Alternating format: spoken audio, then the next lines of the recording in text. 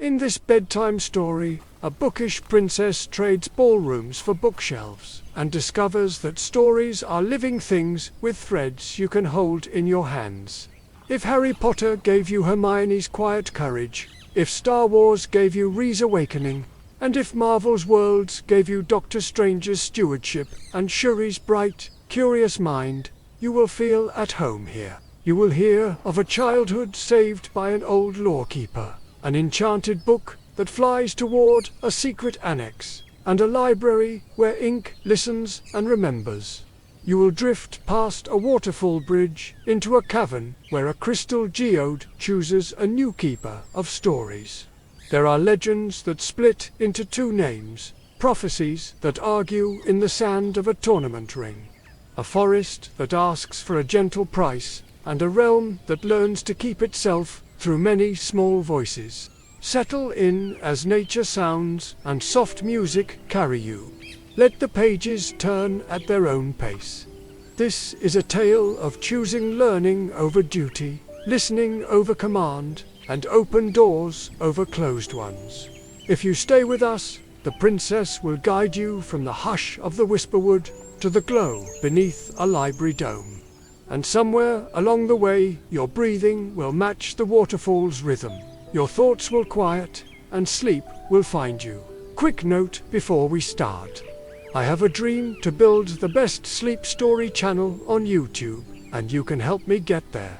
With your support, I can hire real voice actors, write even richer scripts, and produce calmer, more beautiful visuals and longer soundscapes.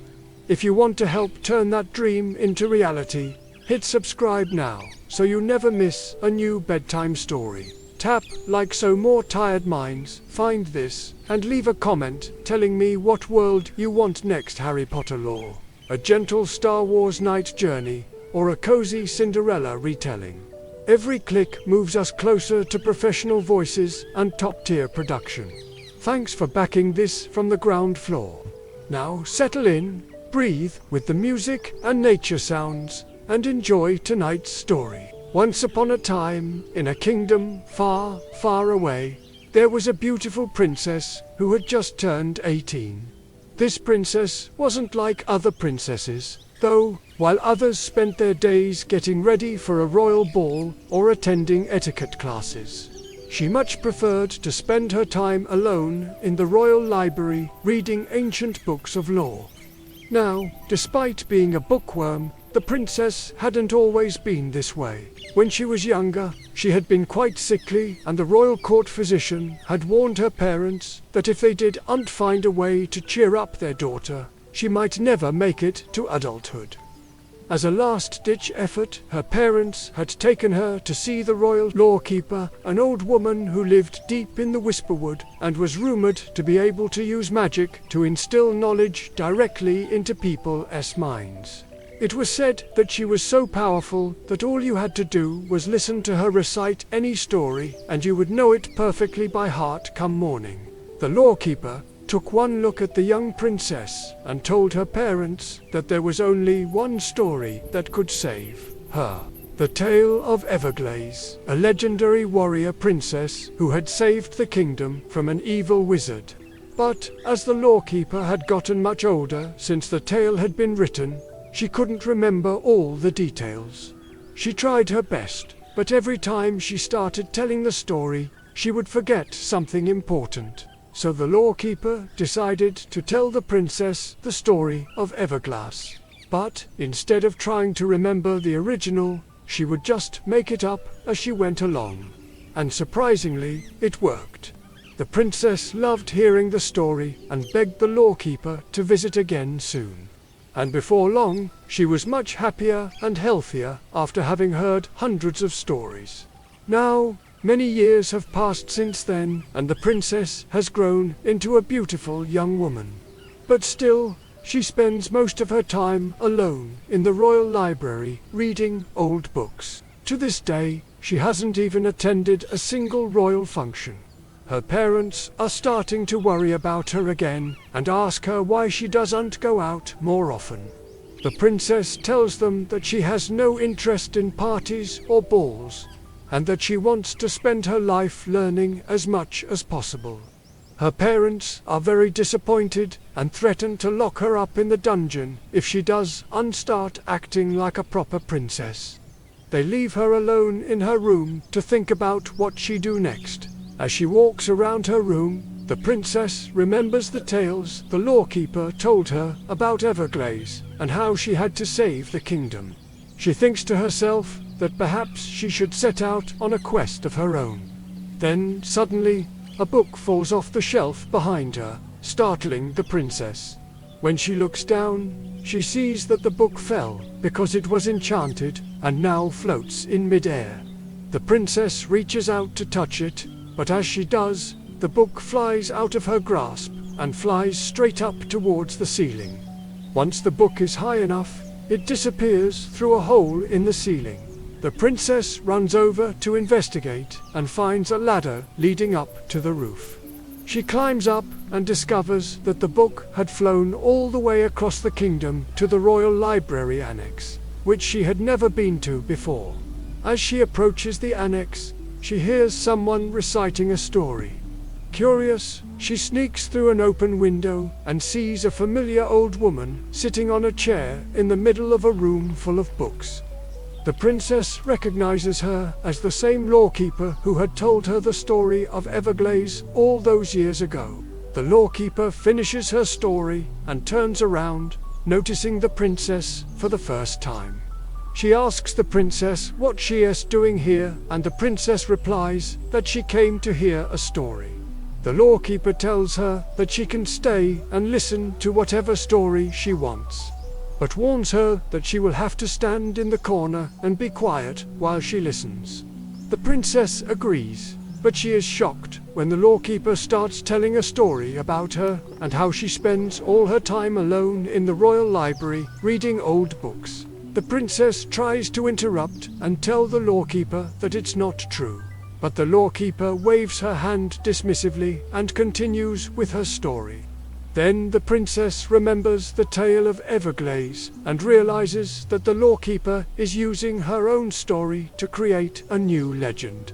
Angry, she steps out of the corner and demands that the lawkeeper stop, but the lawkeeper refuses. She says that she has been writing down the princess's deeds in a book and intends to pass it on to future lawkeepers so that the princess's legend will live on forever. The princess is furious and casts the lawkeeper under a sleeping curse. Then she grabs her book and runs home.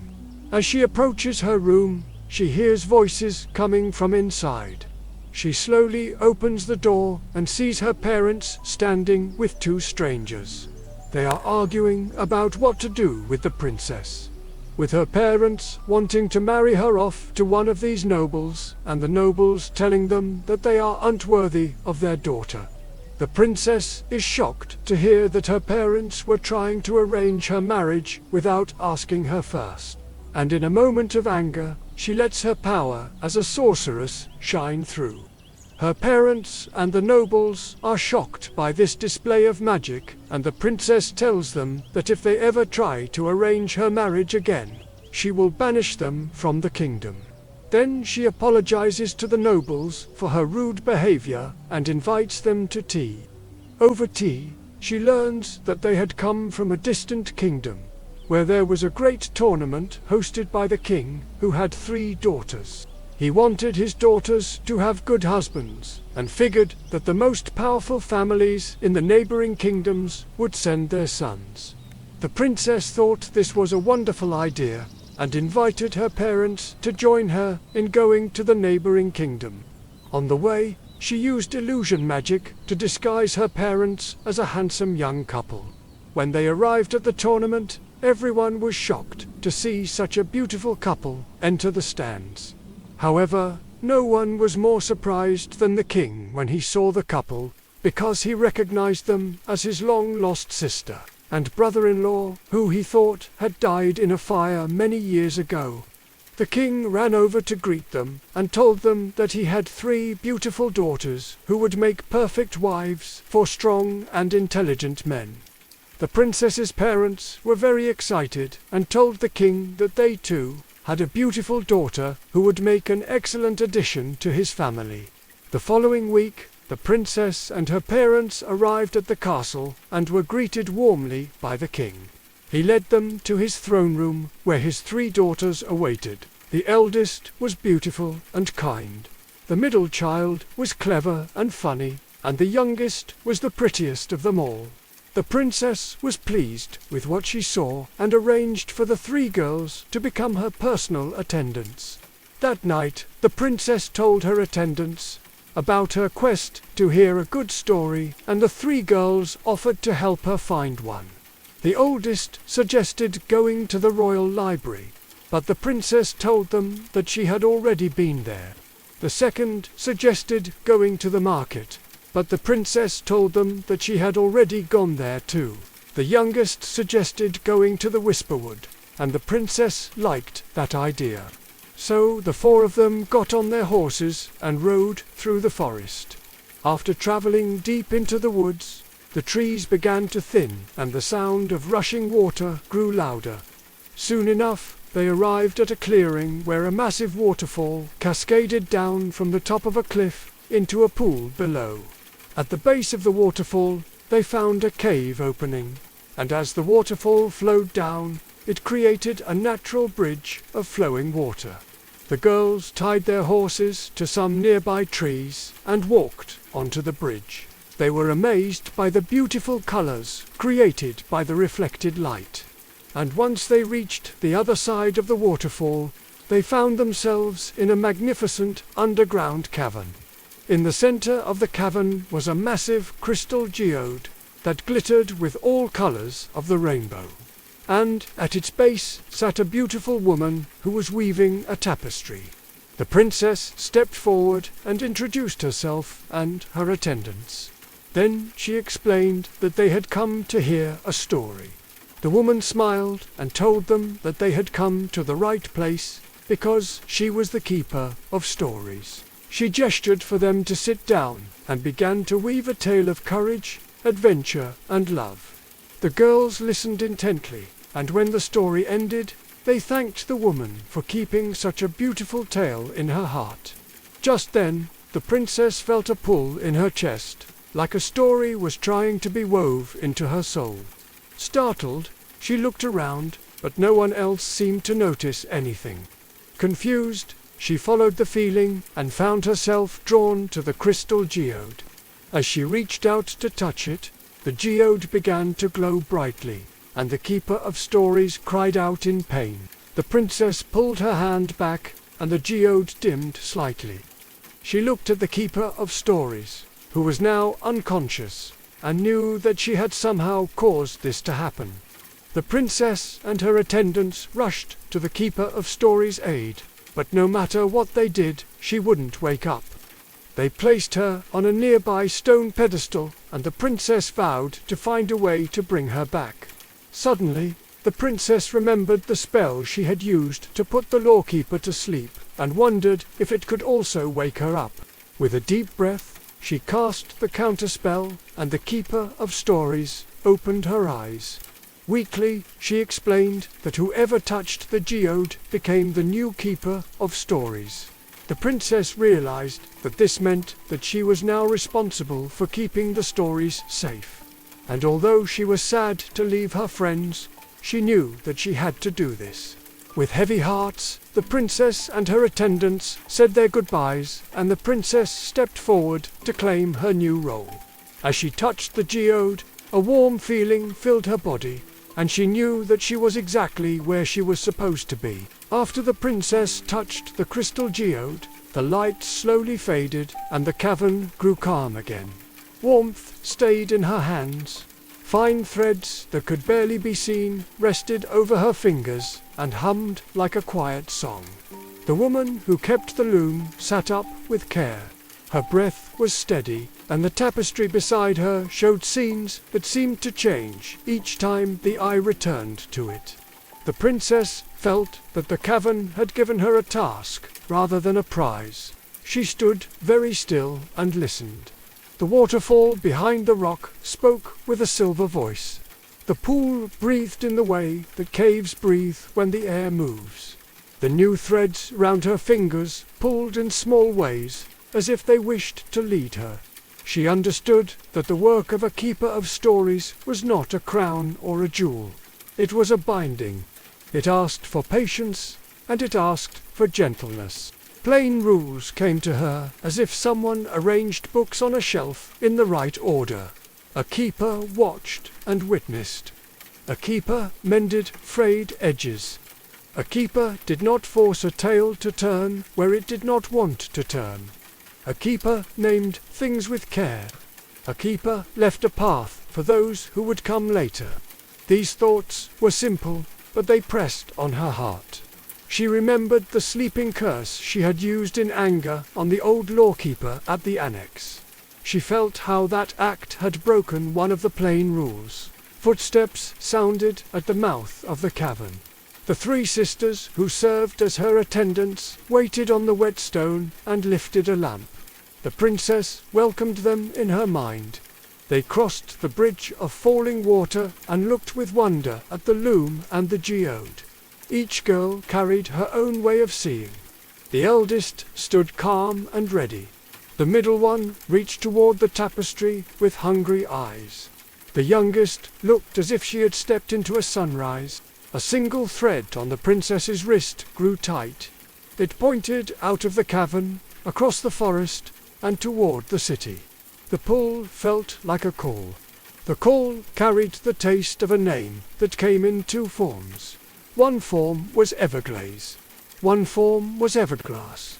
The two forms pushed against each other in her thoughts like two ripples that met on a river. The princess sensed a split. She understood that a story loved by many had divided into paths that did not agree. She also understood that her own hard act had helped the split to open wider. She knew she must return to the annex. She knew she must wake the lawkeeper in a way that did not steal the lawkeeper's voice. She thanked the woman at the loom with a bow. The woman, now only herself, watched the thread and knew what it meant. The cavern held its breath as the princess and her attendants left. They rode out of the Whisperwood with careful hands on the reins. Sun fell through the leaves and laid bright coins on the path. The thread around the princess's wrist guided them as surely as any road marker. When they reached the ridge above the city, the air changed. A hush passed over a market square. A bell swung in a tower and made no sound. A cart rolled over stones and gave no rattle. The quiet moved like a shadow that had lost its shape. An ink-black raven from the annex beat its wings through the silence and came to the ridge. No voice came from its beak. Instead, small marks fell like warm coins into the princess's palm. The marks carried a clear warning and a request. Unwriting had begun and she must return at once. The thread pulled hard in agreement. They hurried down the switchback road. The annex waited with its octagonal dome bright in the light. Inside, the halls felt strange. Pages turned without a rustle. Quills touched paper without a scratch. Nets of script that usually hung between the stacks loosened and sagged. The building knew the princess by the new weight of her calling and opened its paths. The floor tiles shifted and showed a way that few could see. The way led to a small room under a round window. The old lawkeeper slept on a narrow bed. Sleep had pressed her mouth into a flat line. Beside her lay an open book. The page showed a princess in a library who was angry and bright. The ink looked smudged in a way that did not come from hands. It looked worn by too much telling in one breath. The princess stood by the bed and felt the full shame of her earlier choice. She shaped a counterspell in her mind. She did not command, she invited. She offered to share telling instead of taking it. She promised to ask for the start of the warrior tale, where it truly began. She promised to listen for the place where Everglaze and Everglass had first parted. The counterspell was a door held open rather than a door shut fast. Silence weighed the offer. It was not empty. It was like a careful judge who listened to both sides. The lawkeeper's fingers moved. Air returned to the room in a soft tide. The old woman woke as gently as a page that turns itself with a breeze. She sat up with steady eyes. She accepted the invitation to tell together. She accepted the work of mending what had been divided. Sound spread back through the annex. A cat made a proud trill. A distant bell rang the hour it had missed. Footsteps found their rhythm. The nets of script lifted a little. The thread around the princess's wrist eased but did not fall slack. The pull shifted to the left and pointed toward stairs that ran down into the cool heart of the building. The princess understood the meaning. The first shape of the warrior tale did not live in a neat room near the door. It lived in the deep stacks below. It lived where dust held the scent of old rain. It lived where versions of stories rested beside one another and taught patience to anyone who looked long enough. She and her attendants followed the lawkeeper down. The steps were worn in the middle from many careful feet. The air grew cooler. Lantern light drew soft circles on stone. Shelves rose around them like trees in an underground forest. Some shelves held scrolls that crackled with age. Some held bound volumes with spines that carried names that had almost been forgotten. In this quiet place, the thread on her wrist no longer pointed in a straight line. It swayed like a reed and then drew toward a crooked aisle. They turned into the aisle and found a set of bindings that carried nearly the same title. One used the word glaze. One used the word glass. One had no word there at all and showed only a faint scar where a letter had once been. The princess saw that easy copying had rubbed a rough tale smooth. The mud and salt that belonged to the path had been cleaned away. A tidy version had been placed above a wild one. The tidy version had been told so often that it had begun to eat the other. The princess rested a hand on the oldest spine. She did not open it at once. She waited for the weight in her hands to settle. She thought of the rules she had learned without words. She thought of the sleeping curse and the way she had unwound it with an invitation. She thought of the girls who had come with her into the woods and had crossed the bridge beside the waterfall. She thought of her parents and of the hard promises she had thrown into the air. She did not feel small. She felt responsible. In that moment, the annex answered her patience.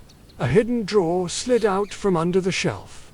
Inside lay a thin bundle wrapped in linen and tied with old ribbon. The ribbon had been mended more than once. The bundle carried the feel of a kitchen and a winter night and a child who had stayed awake past bedtime to listen. It was the first telling. It did not look grand. It looked real. The princess lifted the bundle and held it to her chest. The thread around her wrist went quiet and warm. The lawkeeper stood beside her and did not reach for the bundle. The attendants waited and did not speak.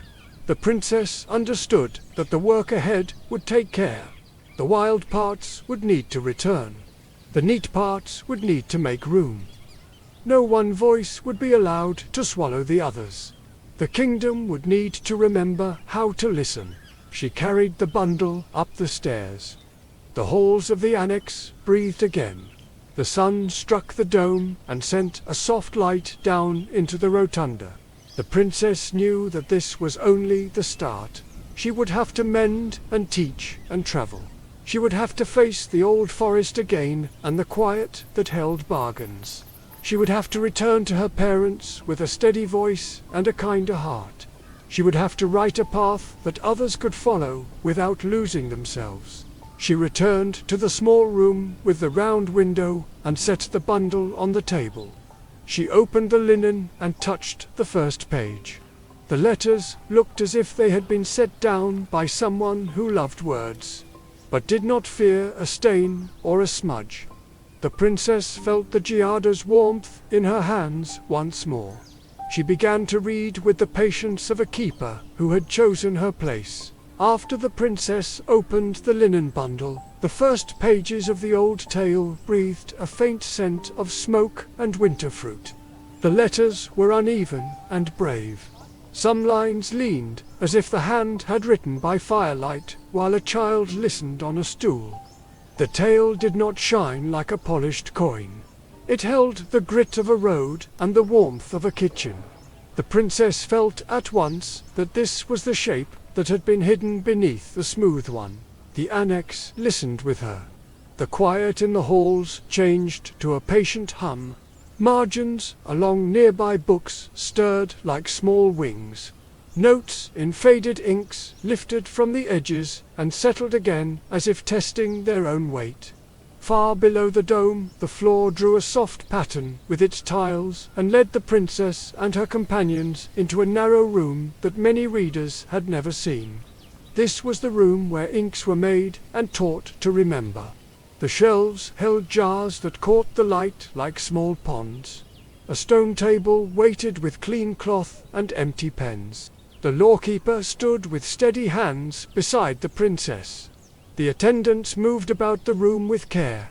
Water warmed in a copper bowl. Ash from old hearths was sifted through linen. A spoon of honey thinned the soot and drew sweetness into the black. Oak gall was crushed until it gave up its sour strength.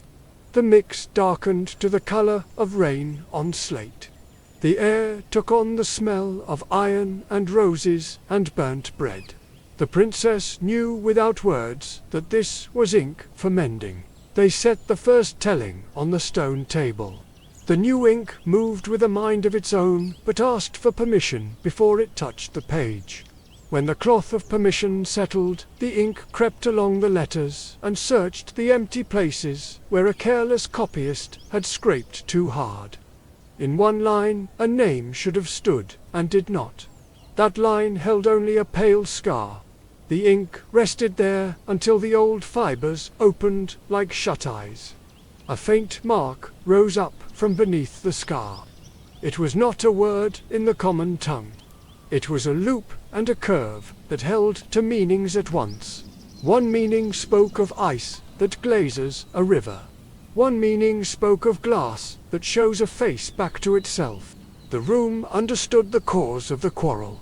In one village the tale had passed through winter mouths and wore a coat of glaze like frost. In another place the tale had looked into bright water and kept the shine of glass. Scribes had chosen one and then the other. The choosing had set the two paths against each other. The first telling had kept the older sign that carried both. The sign had been covered by neat hands that feared stains. The princess did not try to force the sign into letters that did not fit it. She copied the loop and the curve on a strip of clean ribbon and let the ink dry there. The ribbon held the name that was not a single word. She tied it loosely to her wrist beside the soft thread from the geode. The two marks rested without struggle. The annex gave a long breath. In the high rooms, the nets of script gathered themselves and pulled tight with fresh knots. The lawkeeper sent messages by ink raven to the market and the river and the farms beyond the walls. People came in ones and in small groups and sat in the rotunda under the dome. Each told the part they knew. Some remembered a rescue by moonlight on a snowfield. Some remembered a mirror held up to a thief so that he fled from his own face. Some remembered both, but could not say how they fit. The living ink listened. It braided the tellings without cutting any strand away. It laid a new page before the listeners and set their words down as a cloth with space at the edges for more hands later. The sound of the city changed as the cloth grew. The bell in the tower kept its hour without stumbling. Vendors called again with full voices. In the whisperwood, the waterfall found the missing note that had slipped away. The princess felt the weight in her hands turn from hard stone to smooth bread. She wrote a promise on the back of the ribbon that held the old sign. The promise said that keepers would mend without sanding stories flat. The promise said that tidy copies would leave a place for mud and for salt. Evening light slanted through the round window of the small room where the work had begun. The lawkeeper rested with eyes open and clear. The attendants sorted the jars and wiped the stone table until it shone. The first telling lay wrapped once more in linen that had been washed and dried in sun. The princess placed it inside a plain box and set the box where readers could find it if they asked with patience. The thread from the geode warmed and pulled again. It did not pull toward the shelves. It reached across streets and courtyards and pointed toward the broad road that led to the neighboring court where the great tournament had filled the stands. The pole held a warning that was not a sound. 2 prophecies had sprung from the split name. The prophecies were walking on the same road from opposite ends and would soon meet in the middle without knowing how to pass. The princess prepared to travel. She gathered the ribbon with the old sign and a small flask of ink for memory. She asked the annex to keep watch for more frayed threads and to hold open paths for those who would come to tell. The annex answered with a soft tremble underfoot that felt like trust. The princess stood in the rotunda and looked up at the dome until the last light left it. She felt the mantle settle on her shoulders like a cloak that warmed without weight. Night reached the city and laid quiet in the courtyards. Horses waited at the steps with clean tack and full feed bags. The attendants slept for a short hour and then rose without complaint. The lawkeeper smoothed the linen over the first telling and placed a thin cord around her own wrist that matched the ribbon on the princess. The work of mending had begun in one room and would need to continue on the road. Before dawn, the party moved through streets that still held lantern light. The air smelled of bread and damp stone. The thread on the princess's wrist was steady and sure. It led them toward the gate and the open way beyond the walls. The princess did not think of parties or balls or narrow rooms. She thought of river paths and market corners and small kitchens where children leaned forward to listen. She thought of the soft laws that stories taught. She thought of the day ahead when 2 prophecies would need to find a way to bow to one another and make room. Before dawn, the party passed through the city gate and took the road that led to the neighboring court. The ribbon on the princess's wrist lay warm and steady. The living ink slept in its flask like a dark seed that waits for rain. Fields opened to wide light. Milestones counted the distance without hurry. The air smelled of wheat and iron and dew. By midday, the towers of the neighboring castle rose from the plain. Banners moved in the faintest wind. The tournament grounds lay inside a ring of stands that held merchants and families and visiting nobles. The road carried a restless hum. 2 groups faced one another across the sand.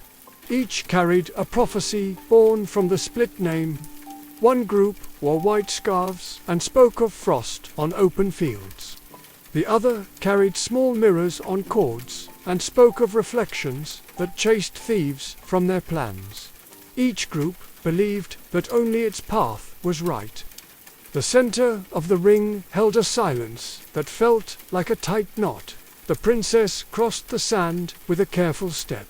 Her attendants moved at her shoulders. The lawkeeper walked behind with slow calm. The thread from the geode drew a soft circle around the center of the ring. The circle marked a place where listening would hold. The princess opened the flask. The living ink rose like breath on a cold morning and spread out over the sand in thin lines. The lines formed a wide cloth that would remember what it received. Riders paraded for show, and the sound of hoofbeats counted the hours. When the sun reached its highest point, the princess raised her hands without words. The living ink brightened. The white scarves gathered on one side and told their winter path. The small mirrors gathered on the other side and told their water path. The cloth held both tellings without choosing. The ribbon on the princess's wrist showed its loop and its curve. The loop glinted like ice. The curve shone like glass. The two shapes rested on the same place and did not press each other away. The crowd softened. Old men remembered a night when frost sang on a fence rail. Young mothers remembered a basin that showed a child her own face and kept her from mischief. Children remembered both and did not see a quarrel. The castle musicians found a tune that moved from clear notes to warm notes and back again. The dueling prophecies began to stand side by side like neighboring trees that drink from the same stream. The king of the neighboring court came down from his shaded seat. He looked over the ring and found his long-lost kin in the stands. Faces changed with the understanding that family had not burned away long ago. The air held the kind of peace that rises when people learn what was true and what was mistaken. The princess kept her hands still and let the cloth keep working. The living ink braided the voices. The braid included rough strands as well as smooth. The braid left open ends for futures not yet spoken. At dusk, the sand showed a faint dark weaving where the cloth had been. The two groups took off their marks and left the ring side by side. The ribbon on the princess's wrist cooled. The thread from the geode loosened and then drew toward the forest. The sound of the waterfall in the Whisperwood reached her as a memory that wished to be made whole. The princess looked once at the castle towers and once at the stands where her parents sat with quiet faces. She turned her horse toward the trees. The attendants followed without complaint. The lawkeeper closed the flask and kept pace. The path into the Whisperwood narrowed to a green tunnel. Leaves held their breath. Birds settled into hush on high branches. The waterfall that had once lost a note waited behind its curtain of foam. The princess stepped from the saddle and walked to the edge of the pool. The ribbon on her wrist grew warm again. The thread from the geode drew a line across the water to a shadowed bank on the far side. The forest made a place for her. It was a room without walls. Moss served as carpet, ferns as listeners. The air had a cool weight. In that quiet, the princess felt the measure of the bargain that every keeper must make. The bargain was older than any court and kinder than any law that had ever been carved into stone. It asked for a price that would teach care. It offered a path that would keep pride from stepping on stories until they broke. She set her sleeping curse on the ground the way a penitent sets a tool aside. She bound it into a small kernel that would sprout only when the forest judged it right. She promised to record harms rather than erase them. She promised to refrain from smoothing a page when the roughness belonged to the truth. She promised to leave margins for memories that arrived late or slow. She promised to accept that some tales must end and that no hand should drag them forward when they wished to rest. The pool listened. The sound of the falls regained the lost note. A single fish turned once in the clear water and made a silver figure that looked like acceptance. The geode thread quieted. It lay against her skin with the softness of a vow that had found its rightful shape. The forest let its breath go. Birds chose branches with more ease. The path grew wide enough for 4 horses to walk without brushing each other's flanks.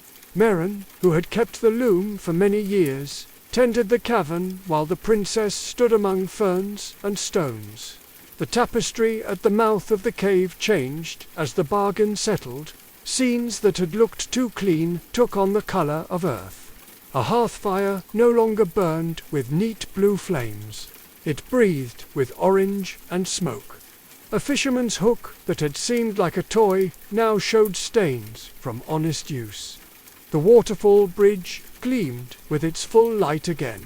When the princess returned to the geode, the threads that lay around her fingers hummed with gentle approval. The promises she had made would not only bind her, they would open clean paths for those who would come after. The old lawkeeper stood at the cavern door and watched without taking the work from the princess. The attendants stood in the light and felt the usefulness of this quiet oath. The forest kept the kernel of the sleeping curse without malice.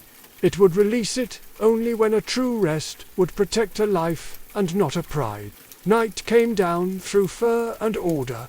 The horses dozed with one hind leg set loose. The princess slept at the foot of the loom with her hand on the ribbon that carried the old sign. She did not dream of courts or of applause. She dreamed of a kitchen where a child leaned forward to listen while someone stirred a pot and made the room warm. Morning opened like a book that has been well loved. The party left the Whisperwood with unhurried steps. The city received them with the sound of carts and with the smell of bread. The annex waited with its dome bright and steady. Inside, shelves stood like a patient forest. Nets of script had repaired themselves and held their knots. Ink ravens moved along their routes with clean wings. The princess placed the first telling in a glass case that could be opened by any reader who asked with patience.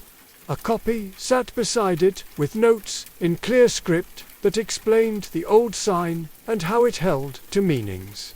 The living ink rested in its flask and would wake only for mending. The ribbon lay on a hook near the door of the room where inks were taught to remember. The geode threads on the princess's hands loosened just enough to let work move from her alone to many hands. She wrote a short charter on plain paper at a plain table. The charter set down the rules she had learned in the cavern. A keeper watched and witnessed. A keeper mended without forcing. A keeper named with care. A keeper left a path. A keeper shared work rather than building a throne out of books. The charter asked for listeners in every town. It asked for carriers who would bring small bundles of tale back to the annex without fear of stains. It asked for teachers who would teach children to keep their own stories safe and to lend them when safety was sure. Messengers carried the charter to market squares and mill yards. The words met people in their daily places. Bakers copied the lines on spare paper and pinned them near ovens. Sailors wrote them on the undersides of lids. Students copied them in the backs of ledgers. The city sounded different by evening. It did not grow louder, it grew more careful. Even the bell in the tower seemed to find a truer center to its tone. The princess went to the palace when the sun was low. She walked through halls that had once felt like narrow rules. The rooms looked wider now. Her parents stood with lowered shoulders and open faces. No words were needed. The shape of the day told enough. She set a small box on a table between them. Inside lay the ribbon with the old sign and a thin copy of the charter.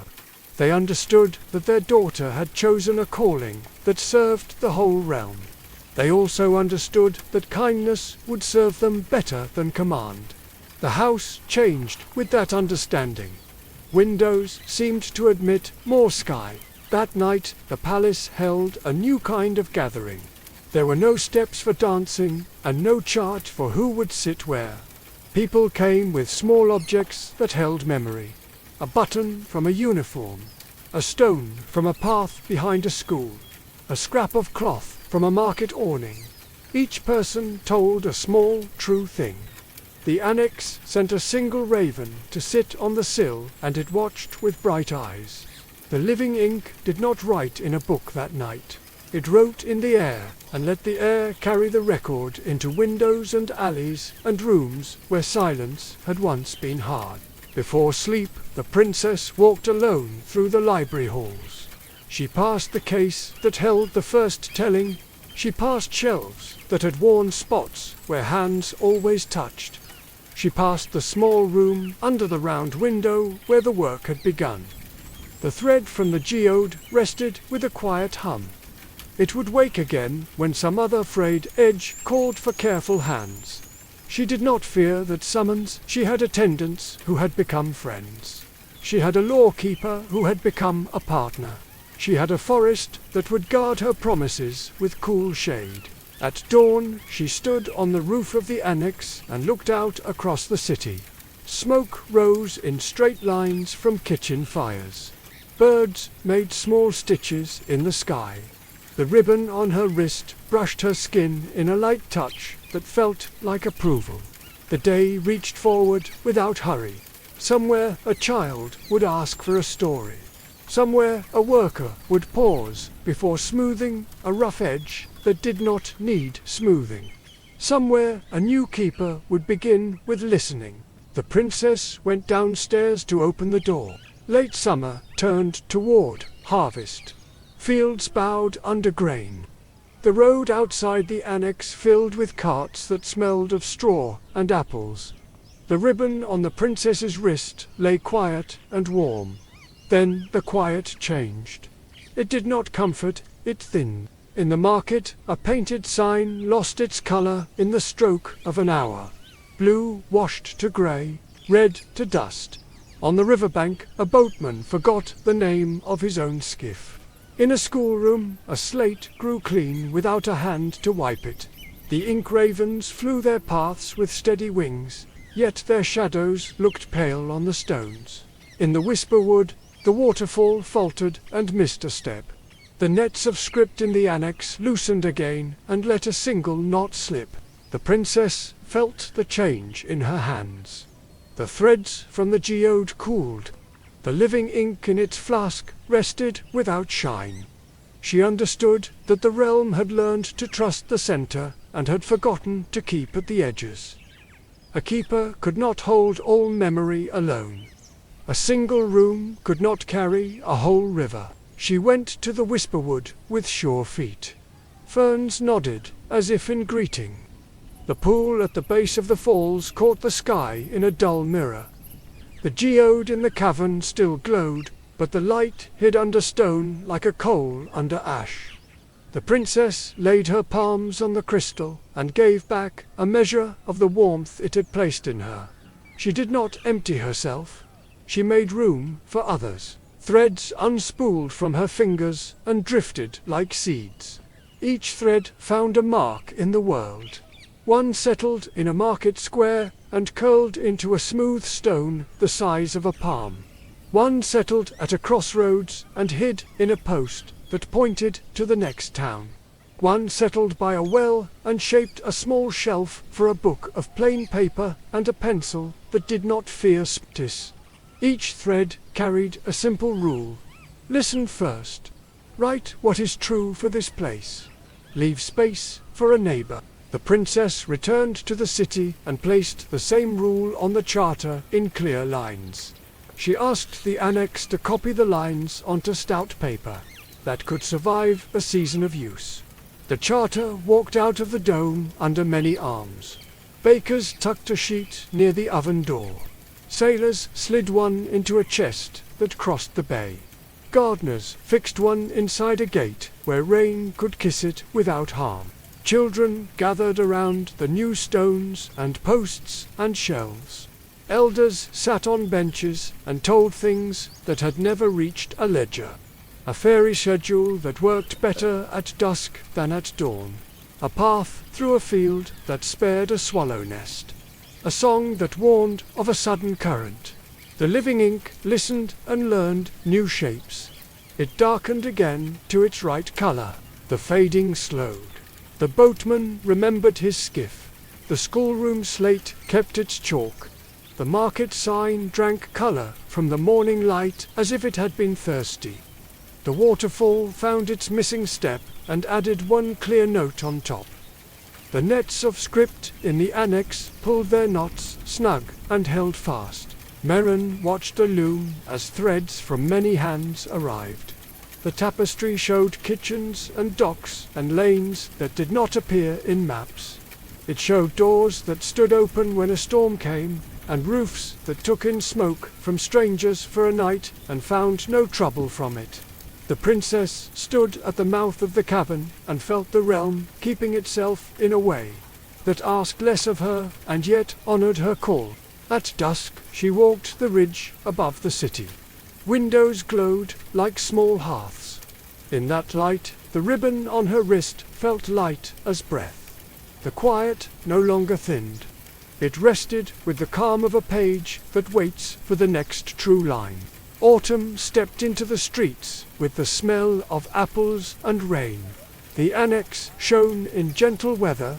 The palace stood with windows wide. People moved between them as if a path had always joined the two.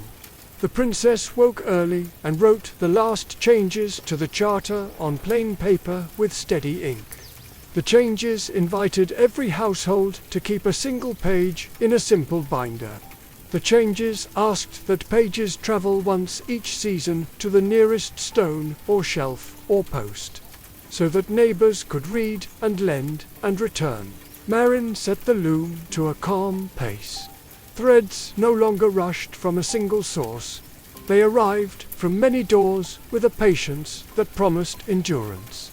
The eldest attendant took charge of routes and times in a ledger that lived near the stable. The middle attendant kept the room of inks and watched the jars as if they were gardens.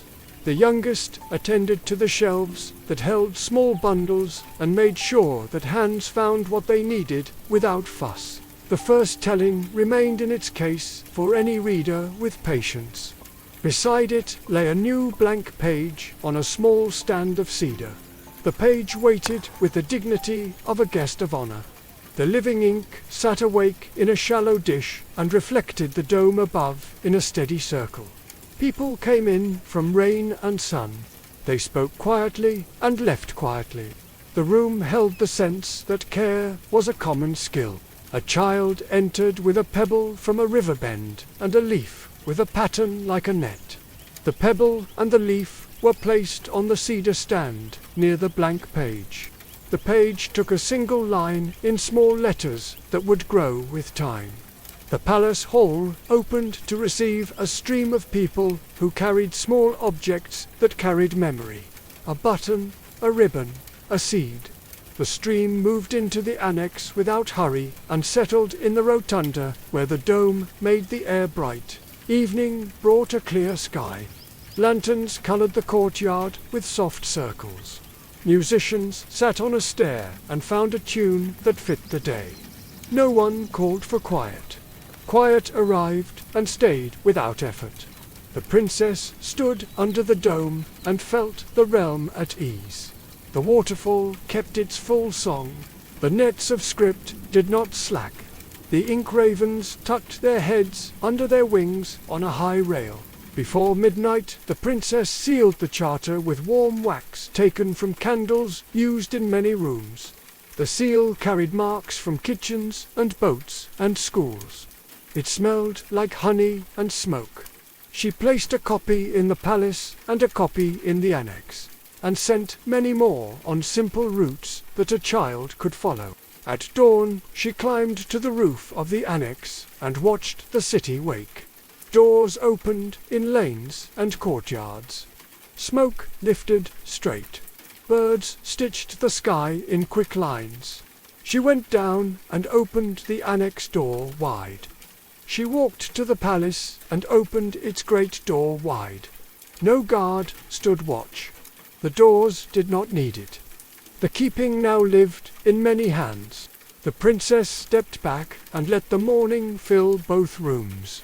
A baker carried in a page with flour on the edge. A sailor brought a small tin that held a folded map with a note for fair weather and for rough. A teacher came with a handful of dried leaves pressed flat in a book. The child with the pebble brought a sketch of the river bend when the water runs high. The princess stood very still and listened. The ribbon on her wrist gave one light touch and then rested. The threads from the geode lay quiet and sure. Marin set her hands on the loom and began a new square that would hold only the pattern of open doors. The attendants moved through their morning work with easy steps. The realm kept itself with care. The first telling stood beside a blank page that waited for the next voice. The story of the princess did not end with a closing. It ended with a door that stayed open and with a steady promise that the path would be clear for anyone who wished to enter and keep. Seasons turned and the realm learned its rhythm. The annex kept its quiet center. The palace kept its wide halls. The Whisperwood kept its cool breath. The waterfall held the full song that had once been lost and found. The geode rested under stone and gave a steady warmth to any careful hand. The charter lived in many places at once. It hung near ovens and under boat lids. It rested in classrooms and market stalls. It lay on tables where families ate their evening bread. People read the plain rules and kept them close. Listen first. Mend without forcing. Name with care. Leave a path. Share the work. The first telling stood in its glass case for any patient reader. Beside it, a blank page waited for the next voice. New pages arrived as years passed. Some held lines from farmers. Some held notes from midwives. Some carried a drawing made by a child who had learned to see a river in both flood and calm.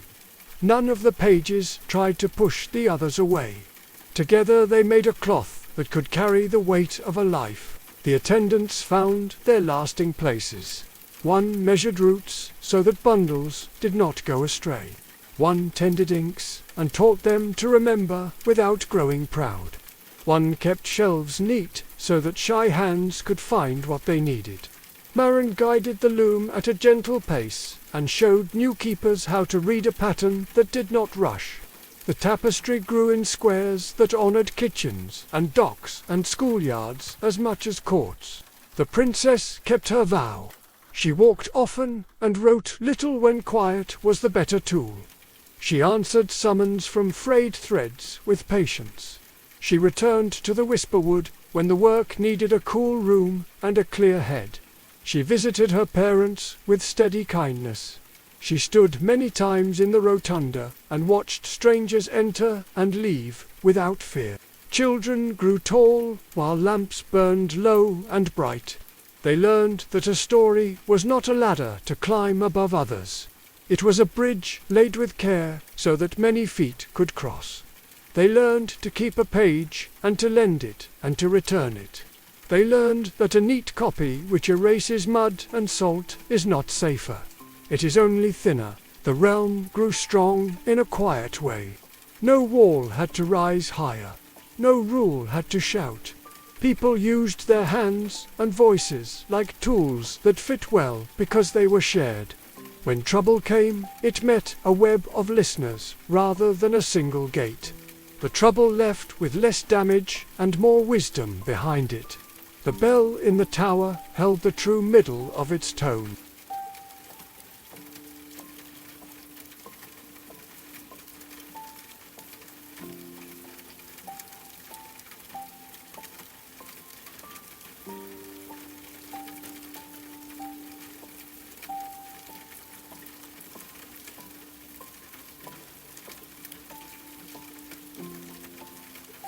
The doors of the annex and the palace stayed open from dawn to dusk and stood easy at night. Lanterns warmed the thresholds. Steps wore smooth with good use. The tapestry on the loom showed a simple square with two open doors and a path between them.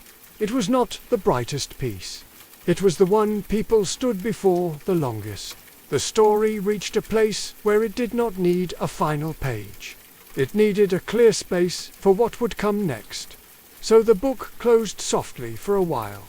The cloth stayed warm with many hands. The doors stayed open. The waterfall kept its song. The realm kept itself.